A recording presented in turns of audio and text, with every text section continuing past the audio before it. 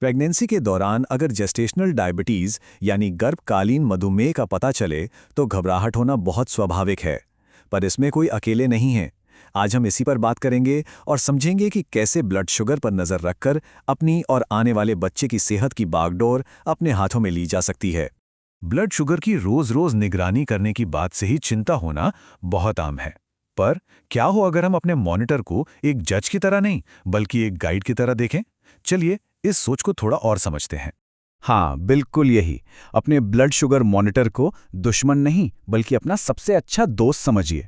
वो हमें आंकने के लिए नहीं है, वो तो बस एक जीपीएस की तरह है, जो एक स्वस्थ प्रेगनेंसी के उतार-चढ़ाव भरे रास्ते पर सही दिशा दिखाने में हमारी मदद करता है। तो फिर सवाल ये है कि ब्लड शुगर की निगरानी को लेकर अपनी सोच को, अपनी मानसिकता को कैसे बदला जाए। आइए इसी को समझने की कोशिश करते हैं। सुइयां, दिन में कई बार उंगली में चुभन, ये सब सोचकर ही थोड़ा भारी लग सकता है ना? लेकिन ये याद रखना जरूरी है कि हर छोटी चुभन बच्चे की सुरक्षा की तरफ एक और कदम है। एक बात को ना एकदम साफ साफ समझना होगा।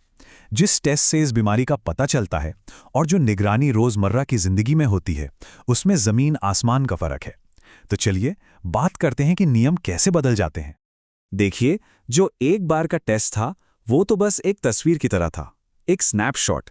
लेकिन रोज की निगरानी एक पूरी फिल्म की तरह है, जो ये दिखाती है कि शरीर खाने पर कैसे प्रतिक्रिया दे रहा है और हमें स्वस्थ विकल्प चुनने में मदद करती है। तो आखिर किन नंबरों पर ध्यान देना चाहिए? दो खास लक्ष्य हैं जिन पर हमें अपनी नजर रखनी है। लक्ष्य नंबर 1, फास्टिंग ब्लड शुगर। ये सुबह उठते ही बिना कुछ खाए पिए चेक करना है और हमारा टारगेट होना चाहिए 90 से कम। ये बेहद खास है। इसे बच्चे के लिए रात भर के फ्यूल गेज की तरह समझिए। अगर ये नंबर सही रहता है तो इसका मतलब है कि बच्चे को एक स्थिर सप्लाई मिल रही है और उसका विकास सही तरीके से हो रहा है। और अब लक्ष्य नंबर 2, खाने के बाद का ब्लड शुगर। इसे अपने पहले निवाले के ठीक 2 घंटे बाद जांचना है और टारगेट रखना है 120 से कम। इसको एक गेट कीपर की तरह सोच सकते हैं। इस सीमा के नीचे रहने से यह सुनिश्चित होता है कि बच्चे तक सिर्फ अच्छी और जरूरी चीजें ही पहुंचें, जरूरत से ज्यादा शुगर नहीं। तो अब जब हमें क्यों पता चल गया है, तो चलिए कैसे के बारे में बात करते हैं। यह समझना जरूरी है कि सटीक रीडिंग कैसे ली जाए। डॉक्टर एक निगरानी योजना की सलाह देंगे जो किसी के लिए भी बिल्कुल सही हो।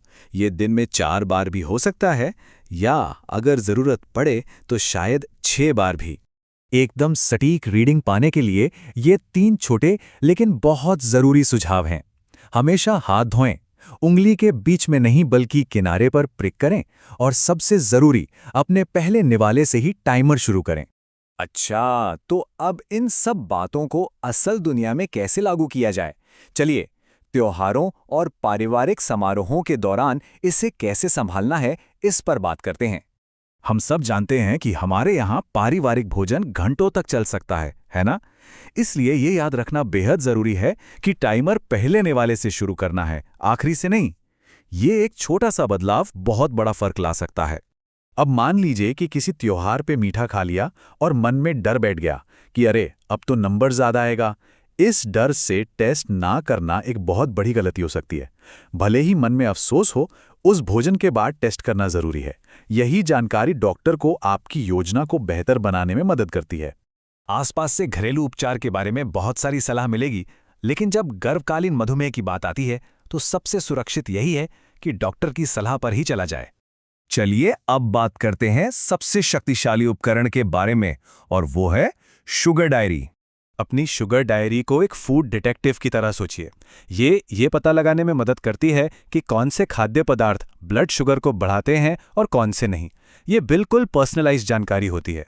और आखिर में ये कुछ ऐसे संकेत हैं जिनका मतलब है कि बिना देर किए अपने डॉक्टर से बात करनी चाहिए। इन्हें एक वार्निंग सिस्टम की तरह समझना चाहिए। तो सवाल यही है, आज शुगर डायरी क्या बता रही है? याद रखिए, हर रीडिंग अपने शरीर के साथ एक बातचीत है, एक संवाद है। क्या हम उसे ध्यान से सुन रहे हैं?